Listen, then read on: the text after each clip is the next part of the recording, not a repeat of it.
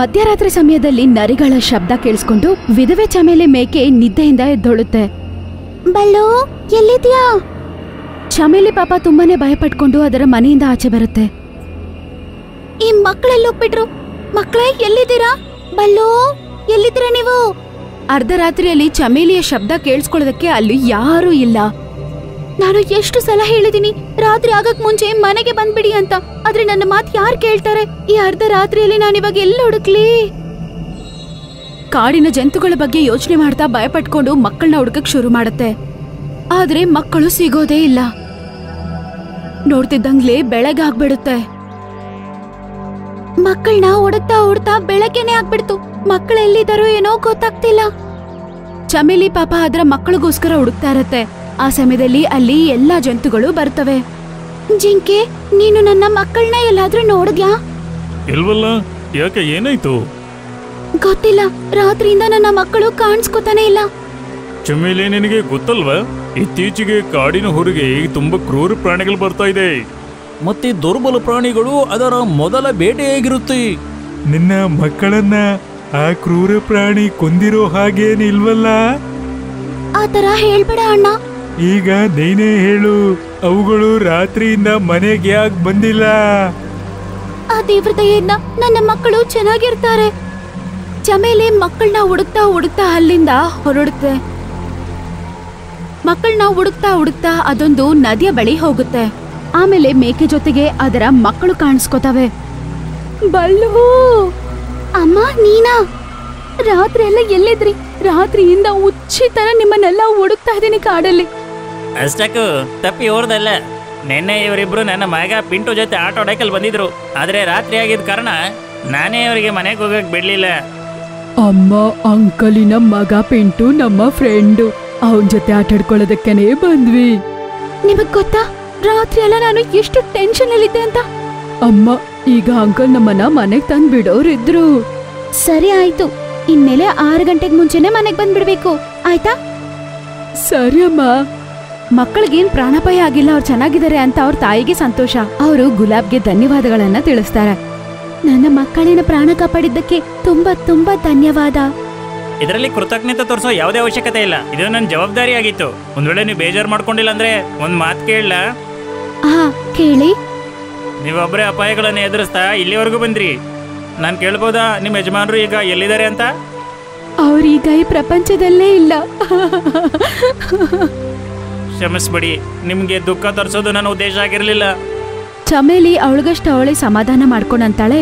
ಬನ್ನಿ ಮಕ್ಕಳ, ಹಂಗಂತ ಹೇಳಿ ಅವ್ರು ಹೊರಡ್ತಾರೆ. ಆಗ ಗುಲಾಬ್ ಅಂತಾನೆ, ಒಂದ್ ಮಾತು ಹೇಳ? ಮಕ್ಕಳು ಬಯಸಿದ್ರೆ ದಿನ ಅವ್ರಿಗೆ ಇಲ್ಲಿ ಆಡೋಕ್ ಬಿಡ್ತೀರಾ? ಇಲ್ಲಿ ನಾನು ಅವ್ರನ್ನ ನನ್ನ ಮಕ್ಕಳ ತರನೇ ನೋಡ್ಕೊಳ್ತೀನಿ.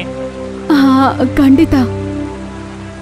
ದಿನ ಚಮೇಲಿ ಮಕ್ಕಳು ಗುಲಾಬಿನ ಮಗನ ಜೊತೆ ಆಟಾಡ್ಕೊಳ್ಳೋದಕ್ಕಂತ ಬರ್ತಾ ಇದ್ರು. ಅದಕ್ಕೆ ಯಾವಾಗ್ಲೂ ಚಮೇಲಿ ಕೂಡ ಮಕ್ಕಳ ಜೊತೆಗೆ ಅಲ್ಲಿಗೆ ಬರ್ತಾ ಇದ್ಲು.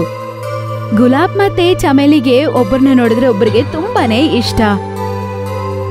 ಹಿಂಗಿದ್ದಾಗ ಒಂದಿನ ಗುಲಾಬ್ ಚಮೇಲಿ ಹತ್ರ ಅಂತಾನೆ, ಚಮೇಲಿ ಅವರೇ, ಒಂದು ಮಾತಿನ ಕೇಳಲ್ಲ?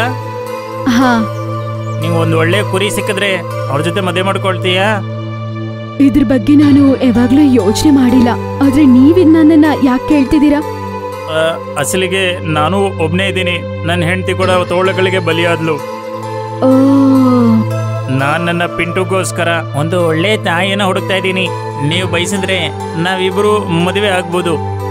ಬಲ್ಲು ಅವರಪ್ಪ ನಮ್ಮನ್ನೆಲ್ಲಾನು ಬಿಟ್ಟೋದಾಗಿಂದ ನಾನು ಯಾವಾಗ್ಲೂ ಯೋಚನೆ ಮಾಡ್ತಿದ್ದೆ ನನ್ ಮಕ್ಕಳಿಗೆ ತಂದೆ ಪ್ರೀತಿ ಬೇಕಂತ. ಆದ್ರೆ ನನ್ ಮಕ್ಕಳಿಗೆ ಆವಾಗಿಂದ ಆ ರೀತಿ ಪ್ರೀತಿ ಸಿಕ್ಕೇ ಇಲ್ಲ. ಒಂದ್ ವೇಳೆ ನೀವು ಒಪ್ಪಿದ್ರೆ ನಾನ್ ನಿಮ್ಮ ಎಲ್ಲಾ ಜವಾಬ್ದಾರಿ ತಗೊಳಕ್ ತಯಾರಾಗಿದ್ದೀನಿ. ಅದನ್ ಕೇಳಿಸ್ಕೊಂಡು ಚಮೇಲಿ ಏನು ಮಾತಾಡದೇ ಇರ್ತಾಳೆ. ಏನಾಯ್ತು ಚಮೇಲಿ ಅವರೇ, ನನ್ ಮಾತು ನಿಮ್ಗೆ ತಪ್ಪು ಅನಿಸ್ತಾ?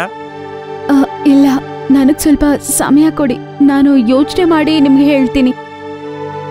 ಚಮೇಲಿ ಅದರ ಮಕ್ಕಳ ಜೊತೆಗೆ ಅಲ್ಲಿಂದ ಮನೆಗೆ ಹೋಗ್ಬಿಡುತ್ತೆ.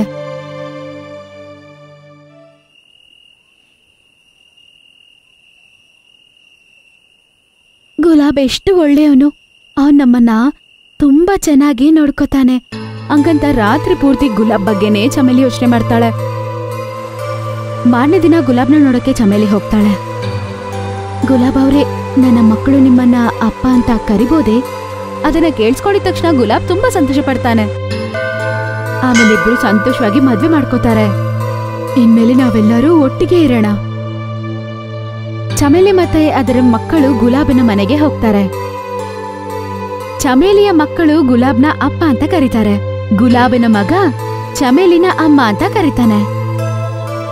ಹಿಂಗೆ ಸ್ವಲ್ಪ ತಿಂಗಳು ಕಳೆದು ಹೋಗುತ್ತೆ. ಒಂದಿನ ಎಲ್ಲರೂ ಮನೆ ಆಚೆ ನಿಂತಿರ್ತಾರೆ. ಆಗ ಖುಷಿ ಅಂತಾಳೆ, ಅಮ್ಮ ಹಸಿವಾಗ್ತಾ ಇದೆ, ತಿನ್ನಕ್ಕೇನಾದ್ರೂ ಕೊಡಮ್ಮ. ಅಮ್ಮ ನನಗೂ ಹಸಿವಾಗ್ತಾ ಇದೆ ಅಮ್ಮ, ನನಗೂ ತಿನ್ನಕ್ಕೇನಾದ್ರೂ ಕೊಡು. ಮಕ್ಕಳ, ರಾತ್ರಿ ಆಗ್ತಾ ಬರ್ತಾ ಇದೆ. ಈ ಸಮಯದಲ್ಲಿ ನಾವು ಆಚೆ ಹೋಗೋದು ಒಳ್ಳೇದಲ್ಲ. ಏ ಚಮೇಲಿ, ರಾತ್ರಿ ಎಲ್ಲ ಮಕ್ಕಳನ್ನ ಉಪವಾಸ ಇಡ್ತೀಯಾ? ಮಕ್ಕಳೇ, ಯೋಚನೆ ಮಾಡಬೇಡಿ, ನಾನೇನಾದರೂ ಮಾಡ್ತೀನಿ. ಆದ್ರೆ ಈ ಸಮಯಕ್ಕೆ ಆಚೆ ಹೋಗೋದು ಒಳ್ಳೇದಲ್ಲ. ಏನು ಬೇಕಾದರೂ ಆಗಲಿ, ನಾನು ನನ್ನ ಮಕ್ಕಳನ್ನ ಉಪವಾಸ ಇಡೋಕ್ಕಾಗಲ್ಲ. ಮಕ್ಕಳ ಮೇಲೆ ಗುಲಾಬ್ಗಿರುವ ಪ್ರೀತಿಯನ್ನು ನೋಡಿ ಚಮೇಲಿ ತುಂಬಾ ಸಂತೋಷ ಪಡ್ತಾಳೆ. ನೀವು ಬೇಗ ಬಂದ್ಬಿಡಿ. ಹೌದು ಮೇಡಮ್, ನಾನು ಹೀಗೆ ಹೋಗಿ ಹೀಗೆ ಬಂದೆ. ಆಮೇಲೆ ಗುಲಾಬ್ ಆಹಾರ ತರಕ್ಕಂತ ಹೊರಡ್ತಾನೆ.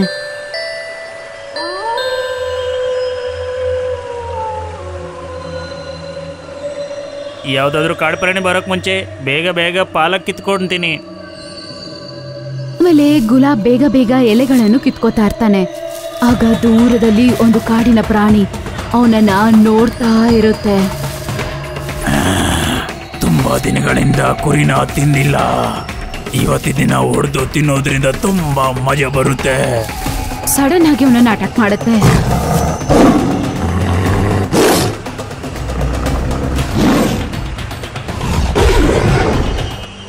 ಆ ಶೇರ್ ಗುಲಾಬನ್ನ ಸಾಯಿಸಿ ತಿನ್ಬಿಡ್ತಾನೆ.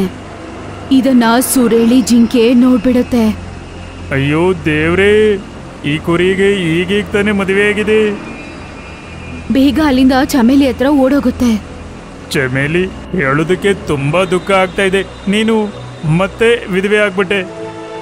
ಏನಂದೆ? ಹಾ, ನಿನ್ನ ಗಂಡನ್ನ ಸಿಂಹ ಸಾಯಿಸ್ಬಿಟ್ಟ. ಇದನ್ನ ನಾನ್ ಕಣ್ಣಿಂದ ನೋಡ್ಕೊಂಡ್ ಬರ್ತಾ ಇದ್ದೀನಿ. ಅಯ್ಯೋ, ಅದೆಲ್ಲ ಸುಳ್ಳು ಅಂತ ದಯವಿಟ್ಟು ಹೇಳು. ನನ್ನ ಗುಲಾಬ್ ಸಾಯ್ಬಾರ್ದು. ಸಮಾಧಾನ ಮಾಡ್ಕೋ ಚಮೇಲಿ. ನಾನ್ ಬದುಕಿ ಏನ್ ಪ್ರಯೋಜನ?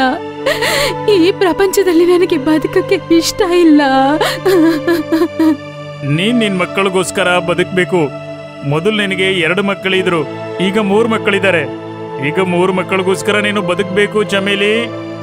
ತಂದೆ ತೀರೋಗಿದ್ದಾರೆ ಅಂತ ತಿಳ್ಕೊಂಡು ಮಕ್ಕಳೆಲ್ಲರೂ ತುಂಬಾನೇ ಬೇಜಾರಾಗಿರ್ತಾರೆ. ಹಿಂಗೆ ಸ್ವಲ್ಪ ದಿನ ಕಳೆದು ಹೋಗುತ್ತೆ. ಒಂದಿನ ಚಮೇಲಿ ಕಾಡಲ್ಲಿ ಆಹಾರ ತಿಂತ ಯೋಚನೆ ಮಾಡುತ್ತೆ. ಈ ಹುಲ್ಲು ಚೆನ್ನಾಗಿದೆ, ನನ್ನ ಹೊಟ್ಟೆನಿಲ್ಲೇ ತುಂಬಿಸ್ಕೊಂಡು ನನ್ನ ಮಕ್ಕಳಿಗೆ ಇದೇ ಹುಲ್ಲನ್ನ ಕಿತ್ಕೊಂಡು ಎತ್ಕೊಂಡು ಹೋಗ್ತೀನಿ. ಆಮೇಲೆ ಚಮೇಲಿ 3ಗೋಸ್ಕರನೂ ಅಲ್ಲಿಂದಾನೇ ಹುಲ್ಲನ್ನು ಎತ್ಕೊಂಡು ಮನೆಗೆ ಹೋಗುತ್ತೆ. ಚಮೇಲಿ 3 ಮಕ್ಕಳಿಗೋಸ್ಕರ ಆಹಾರ ತಗೊಂಡೋಗ್ತಿರ್ತಾಳೆ. ಆಮೇಲೆ ಒಂದು ಹುಲ್ಲಿನ ಕಟ್ಟು ಮಾತ್ರ ಬಿದ್ಬಿಡುತ್ತೆ. ಅದ್ರ ಬಗ್ಗೆ ಚಮೇಲಿಗೆ ಗೊತ್ತಾಗಲಿಲ್ಲ. ಮನೆಗೋಗಿದ ತಕ್ಷಣ ಎಲ್ಲಾರ್ಗೂ ಆಹಾರವನ್ನು ಕೊಡ್ತಾಳೆ. ತಗೋ ಖುಷಿ, ಇದು ನಿನ್ಗೆ. ತಗೋ ಬಲ್ಲು, ಇದು ನಿನಗೆ. ಎಲ್ಲರಿಗೂ ಆಹಾರ ಕೊಟ್ಟಿದ ತಕ್ಷಣ ಗೊತ್ತಾಗತ್ತೆ. ಆಗ ಚಮೇಲಿಗೆ ಗೊತ್ತಾಗತ್ತೆ ಒಂದು ಹುಲ್ಲಿನ ಕಟ್ಟು ಮಾತ್ರ ಎಲ್ಲೋ ದಾರಿಯಲ್ಲಿ ಬಿದ್ದಿದೆ ಅಂತ. ಅಯ್ಯೋ, 3ನೇ ಕಟ್ಟು ಎಲ್ಲಿ ಬಿದ್ದೋಯ್ತು? ಅಯ್ಯೋ ಪಿಂಟು, ರಸ್ತೆಯಲ್ಲಿ ನಾನು ಬರುವಾಗ ಎಲ್ಲೋ ಬಿದ್ದಿರ್ಬೇಕಪ್ಪ. ಚಮೇಲಿ ಮಾತೇನೋ ನಿಜಾನೇ, ಆದ್ರೆ ಪಿಂಟುಗೆ ಅದು ಸುಳ್ಳು ಅಂತ ಅನ್ಸತ್ತೆ. ಮಲ್ತಾಯಿ ಯಾವಾಗ್ಲೂ ಮಲ್ತಾಯಿನೇ ಆಗ್ತಾಳೆ. ಇವ್ರು ಬೇಕಂತ ನನ್ಗೆ ಉಪವಾಸ ಇಡ್ತಾ ಇದ್ದಾರೆ, ಅದರಿಂದ ನಾನು ಇಲ್ಲಿಂದ ಹೊರಟೋಗ್ಲಿ ಅಂತ. ಚಿಂಟು ಮನಸ್ಸಲ್ಲಿ ಚಮೇಲಿ ಮೇಲೆ ತಪ್ಪಾದ ಅಭಿಪ್ರಾಯ ಬರುತ್ತೆ. ಒಂದಿನ ಅದರ ಮಗುವಾದ ಬಲ್ಲುಗೆ ಸ್ನಾನ ಮಾಡಿಸ್ತಿದ್ದಾಗ ಪಿಂಟು ಹೀಗಂತಾನೆ, ಅಮ್ಮ ನನಗೂ ಸ್ನಾನ ಮಾಡ್ಸಮ್ಮ. ಹಾ ಮಗನೇ, ಬಲ್ಲು ನಂತರ ನಿನಗೆ ಸ್ನಾನ ಮಾಡಿಸ್ತೀನಿ. ಸ್ವಲ್ಪತ್ತಲ್ಲೇ ಚಮೇಲಿ ಬಲ್ಲುಗೆ ಸ್ನಾನ ಮಾಡಿ ಮುಗಿಸ್ತಾಳೆ. ಪಿಂಟುಗೆ ಸ್ನಾನ ಮಾಡಿಸೋ ಆ ಸಮಯದಲ್ಲಿ ಆಗ ಬೋಲಾ ಕೋತಿ ಅಲ್ಲಿಗೆ ಬರ್ತಾನೆ. ಚಮೇಲಿ ಜಲ್ದಿ ಬಾ, ನಿನ್ನ ಸ್ನೇಹಿತೆ ಜಿಂಕೆ ಆರೋಗ್ಯ ತುಂಬಾ ಹದಗೆಟ್ಟಿದೆ. ಚಮೇಲಿ ಅದರ ಮಗನಾದ ಪಿಂಟುಗೆ ಸ್ನಾನ ಮಾಡಿಸೋಕ್ ಶುರು ಮಾಡ್ತಾಳೆ. ಆ ಸಮಯದಲ್ಲಿ ಕೋತಿ ಅಲ್ಲಿಗೆ ಬಂದು ಜಿಂಕೆಗೆ ಮೈ ಹುಷಾರಿಲ್ಲ ಅಂತ ಹೇಳ್ತಾನೆ. ಮಗನೇ, ನಾನು ಇಲ್ಲಿಂದ ಹೋಗ್ಬೇಕಪ್ಪ. ಆದ್ರೆ ನೀವು ನನ್ಗೆ ಬಲ್ಲು ನಂತರ ಸ್ನಾನ ಮಾಡಿಸ್ತೀನಿ ಅಂದ್ರಿ. ಹೇಳ್ದೆ, ಆದ್ರೆ ಇವಾಗ ಜಿಂಕೆಗೆ ಮೈ ಹುಷಾರಿಲ್ಲ. ನಾನು ಖಂಡಿತ ಹೋಗಿ ನೋಡ್ಲೇಬೇಕು.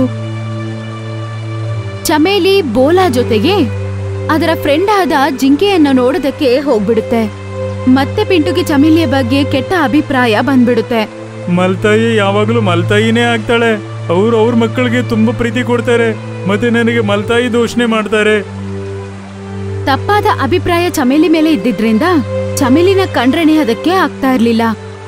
ಅದ್ ಯೋಚನೆ ಮಾಡುತ್ತೆ, ಒಂದ್ ವೇಳೆ ತಾಯಿ ಪ್ರೀತಿ ಬೇಕು ಅಂದ್ರೆ ಆಗ ನಾನು ಇವರ ಸ್ವಂತ ಮಕ್ಕಳನ್ನು ಸಾಯಿಸ್ಬೇಕಾಗುತ್ತೆ.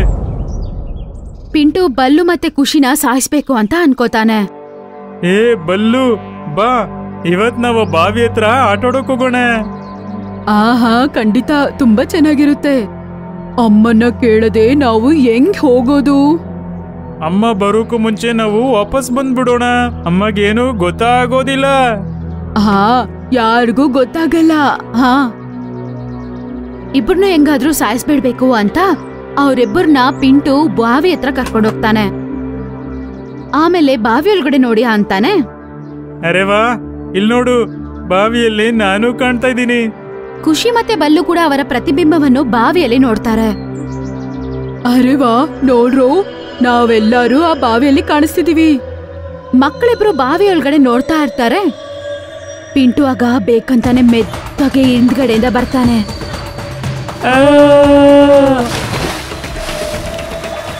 ಖುಷಿ ಮತ್ತೆ ಬಲ್ಲು ಇಬ್ರು ನೀರಲ್ಲಿ ಬಿದ್ದು ಸತ್ತೋಗ್ಬಿಡ್ತಾರೆ. ಈಗ ಮಲ್ತಾಯಿ ನನಗೆ ಪ್ರೀತಿಯನ್ನ ಕೊಡ್ತಾರೆ. ಪಿಂಟು ಆ ಮನೆ ಕಡೆಗೆ ಹೋಗ್ತಾನೆ. ರಸ್ತೆಯಲ್ಲಿ ಚಮೇಲಿನ ನೋಡ್ತಾನೆ. ಪಿಂಟು, ಇಲ್ಲಿ ಯಾಕೆ ಬಂದಿದ್ಯಾ ನೀನು? ಮನೇಲಿ ಯಾರಿದ್ದಾರೆ? ಆಗ ಪಿಂಟು ಡ್ರಾಮಾ ಮಾಡಕ್ಕೆ ಶುರು ಮಾಡ್ತಾನೆ. ಅಮ್ಮ ಅಮ್ಮ, ಬಲ್ಲು ಅಣ್ಣ ನಾವು ಆಟೋಡೋಣ ಬಾ ಅಂತ ನಮ್ಮನ್ನ ಬೆಟ್ಟದ ಮೇಲೆ ಕರ್ಕೊಂಡು ಹೋಗಿದ್ದ. ಮತ್ತೆ ಅಲ್ಲಿ ಏನಾಯ್ತು? ಅಲ್ಲಿ ಒಂದು ಸಿಂಹ ಇಬ್ಬರನ್ನೂ ಹೊಡೆದು ಬರ್ತು. ಇಲ್ಲ. பிங்கி சொன்னதை கேட்ட உடனே ಚಮೇಲಿக்கு ரொம்பவே ಮನಸ್ಸು ಒಡೆஞ்சு போகுது. ಮಾ, ನಾನಿದ್ದೀನಲ್ಲ, ನೀನ್ ಚಿಂತೆ ಮಾಡಬೇಡ. ಹಾ ಮಗನೇ, ನನಗೆ ನಿನ್ನ ಮೇಲೆ ತುಂಬಾ ನಂಬಿಕೆ ಇದೆ. ನನಗೆ ವಯಸ್ಸಾದ ಕಾಲದಲ್ಲಿ ನೀನ್ ನನ್ ಜೊತೆ ಇರ್ತೀಯ ಅಂತ. ಮಲ್ತಾಯಿ, ಈಗ ನೀನು ನನಗೆ ಸ್ವಂತ ಮಕ್ಕಳ ತರ ಪ್ರೀತಿನ ಕೊಡ್ತೀಯ.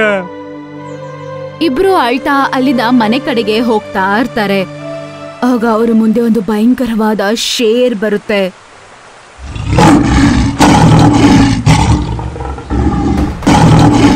ಅವ್ರ ಮುಂದೆ ಶೇರನ್ನು ನೋಡಿ ಚಮೇಲಿ ಹೀಗಂತ ಹೇಳುತ್ತೆ, ಮಗನೇ, ನಾನು ನನ್ನಿಂದ ಹೊಡ್ಬರೋ ತರ ನೋಡ್ಕೋತೀನಿ, ನೀನ್ ಇಲ್ಲಿಂದ ತಪ್ಸ್ಕೊಂಡು ಓಡು. ಅದನ್ ಕೇಳಿಸ್ಕೊಂಡು ಶೇರ್ ಅಂತಾನೆ, ನೋಡು ಕುರಿ, ನನಗೆ ಹೆಚ್ಚು ಹಸಿವೇನಿಲ್ಲ. ನಾವು ನಿಮ್ಮಿಬ್ಬರಲ್ಲಿ ಯಾರನ್ನಾದ್ರೂ ಒಬ್ಬರನ್ನ ಮಾತ್ರ ಸಾಯಿಸಿ ತಿಂತೀನಿ. ಒಂದ್ ವೇಳೆ ನೀವೇನಾದ್ರೂ ಇಲ್ಲಿಂದ ಹೊಡೆದ್ರೆ, ಒಂದ್ ವೇಳೆ ನಾನೇನಾದ್ರೂ ನಿಮ್ ಹಿಂದೆ ಬೆಳಬೇಕು ಅಂತ ಬಂದ್ರೆ, ಆಗ ನಾನು ನಿಮ್ಮಿಬ್ಬರನ್ನು ಒಡೆದು ತಿನ್ಬೇಕಾಗುತ್ತೆ. ಸರಿ ಶೇರ್ ಸಿಂಗ್, ನನ್ನ ಮಗನನ್ನು ಇಲ್ಲಿಂದ ಹೋಗಕ್ ಬಿಡು. ನಾನ್ ನಿನಗೆ ನನ್ನ ಪ್ರಾಣ ಕೊಡ್ತೀನಿ. ಅದನ್ ಕೇಳಿಸ್ಕೊಂಡು ಪಿಂಟು ತುಂಬಾ ಶಾಕ್ ಆಗ್ತಾನೆ. ಪಿಂಟು, ಹೋಗು ಮಗನೇ, ಹೋಗು. ಅಮ್ಮ, ನೀನ್ ನನ್ನನ್ನ ಉಳಿಸೋದಕ್ಕೆ ನಿನ್ನ ಜೀವನೇ ಅಪಾಯದಲ್ಲಿ ಇಡ್ತಾ ಇದೀಯ. ತಾಯಿ ಅಂದ್ರೆ ಹಂಗೆ ಕಣಪ್ಪ. ಹೋಗು ಹೋಗು, ನಿನ್ನ ಪ್ರಾಣವನ್ನು ಕಾಪಾಡ್ಕೋ, ಹೋಗು. ಸವತಿ ತಾಯಿ ಪ್ರಾಣ ಕಾಪಾಡ್ತಿದ್ದಾಳೆ. ಇದನ್ನ ನೋಡಿ ಅವನಿಗೆ ಅವ್ನ್ ಮಾಡಿದ ತಪ್ಪಂತ ಅನ್ಸುತ್ತೆ. ಅಮ್ಮ, ನಾನಲ್ಲ, ನೀನ್ ನಿನ್ನ ಜೀವನ ಉಳಿಸ್ಕೋ.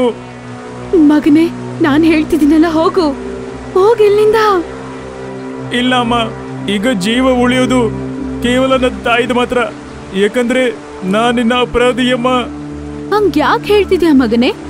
ಅಮ್ಮ, ನಿನ್ನ ನಿಜವಾದ ಮಕ್ಕಳನ್ನ ನಾನು ಈಗ ತಾನೇ ಬಾವಿಯಲ್ಲಿ ತಳ್ಬಿಟ್ಟು ಬಂದಿದ್ದೀನಿ. ನಾನ್ ಸಾಯೋದಕ್ ಬಿಡಮ್ಮ, ನಾನ್ ಪಾಪಿಯಮ್ಮ. ಅಯ್ಯೋ ಮಗನೇ, ನೀನ್ ಯಾಕಪ್ಪ ಅಷ್ಟು ದೊಡ್ಡ ತಪ್ಪು ಮಾಡಿದೆ? ನಾನು ನಿನ್ನ ಅಪಾರ್ಥ ಮಾಡ್ಕೊಂಡ್ಬಿಟ್ಟೆ ಅಮ್ಮ. ನನಗನ್ನಿಸ್ತಿತ್ತು ನೀನ್ ನನ್ನನ್ನ ಪ್ರೀತಲ್ಲ ಅಂತ. ನಿನ್ ಪ್ರೀತಿ ಪಡ್ಕೊಳ್ಳೋಕೆ ಅಂತ ನಿನ್ನ ಸ್ವಂತ ಮಕ್ಕಳನ್ನೇ ನಾನು ಕೊಂದ್ಬಿಟ್ಟೆ ಅಮ್ಮ. ಅದನ್ ಕೇಳಿಸ್ಕೊಂಡು ಚಮೇಲಿಗೆ ತುಂಬಾನೇ ಅಳು ಬಂದ್ಬಿಡುತ್ತೆ. ಮಗನೇ, ನೀನೇನ್ ಮಾಡಿದ್ರು ಪರವಾಗಿಲ್ಲ, ನಾನ್ ನಿನ್ನ ಸಾಯಕ್ಕೆ ಬಿಡೋದಿಲ್ಲ. ನಾನ್ ಜೀವಂತವಾಗಿದ್ದು ನೀನ್ ಸತ್ರೆ ಪ್ರಪಂಚದಲ್ಲಿ ತಾಯಿ ಪ್ರೀತಿಗೆ ಗೌರವನೇ ಇಲ್ದೆ ಹೋಗ್ಬಿಡುತ್ತೆ. ಸವತಿ ತಾಯಿಯ ಪ್ರೀತಿಯನ್ನು ನೋಡಿ ಅವನು ತುಂಬಾ ಪಶ್ಚಾತ್ತಾಪ ಪಡ್ತಾನೆ. ಮಾ ನೀನು ಇಷ್ಟೊಂದು ಪ್ರೀತಿ ಮಾಡ್ತೀಯಾ?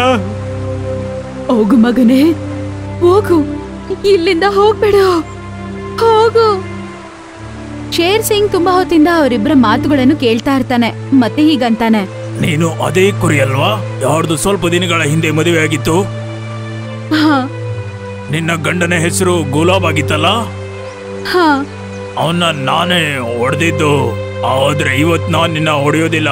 ನಾವು ಕ್ರೂರ ಪ್ರಾಣಿಗಳು, ಪ್ರೀತಿಯ ಬಲೆ ನಮಗೇನ್ ಗೊತ್ತು. ಆದ್ರೆ ಇವತ್ತೊಂದು ತಾಯಿ ಪ್ರೀತಿ ನೋಡಿ ನನಗೆ ಅರ್ಥವಾಯ್ತು.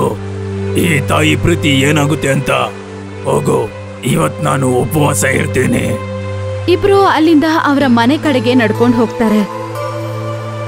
ಮಾ ನನ್ನ ಕ್ಷಮಿಸ್ಬಿಡಮ್ಮ. ಮಗನೇ, ತಾಯಿ ಯಾವಾಗ್ಲೂ ತಾಯಿಯೇ ಕಣೋ. ಸ್ವಂತ ತಾಯಿ ಆದ್ರೂ ಸವತಿ ತಾಯಿ ಆದ್ರೂ ನಾನಿನ್ನ ಕ್ಷಮಿಸ್ತಿದ್ದೀನಿ. ಮಾ ನನ್ನ ಇನ್ನೊಂದು ಆಸೆ ನೆರವೇರಿಸ್ತೀಯಮ್ಮ? ಹೇಳೋ ಮಗನೇ. ಇನ್ನೊಂದು ಜನ್ಮದಲ್ಲಿ ನನಗೆ ನಿನ್ನ ಗರ್ಭದಲ್ಲೇ ಜನ್ಮ ಕೊಡೋಮ್ಮ. ಏ ಭಗವಂತ, ನನ್ನ ಇಲ್ಲೇ ಸಾಯಿಸ್ಬಿಡು. ಸ್ನೇಹಿತರೆ, ತಾಯಿ ಯಾವಾಗ್ಲೂ ತಾಯಿನೇ. ಸವತಿ ತಾಯಿ ಆದ್ರೂ ಹೆತ್ತ ತಾಯಿ ಆದ್ರೂ ಯಾವಾಗ್ಲೂ ಅಪ್ಪ ಅಮ್ಮನ್ನ ಪ್ರೀತಿಸಿ. ಖಂಡಿತ ನಿಮ್ಗೆ ಈ ಕತೆ ಇಷ್ಟ ಆಗಿರುತ್ತೆ. ಧನ್ಯವಾದ. ನಿಮ್ಗೆ ನಮ್ಮ ವಿಡಿಯೋ ಇಷ್ಟ ಆಗಿದ್ರೆ ಕೂಡಲೇ ನಮ್ಮ ಚಾನೆಲ್ ಅನ್ನ ಸಬ್ಸ್ಕ್ರೈಬ್ ಮಾಡಿ. ಮತ್ತೆ ವಿಡಿಯೋನ ಲೈಕ್ ಮತ್ತೆ ಶೇರ್ ಮಾಡೋದನ್ನ ಮರಿಬೇಡಿ. ಧನ್ಯವಾದ.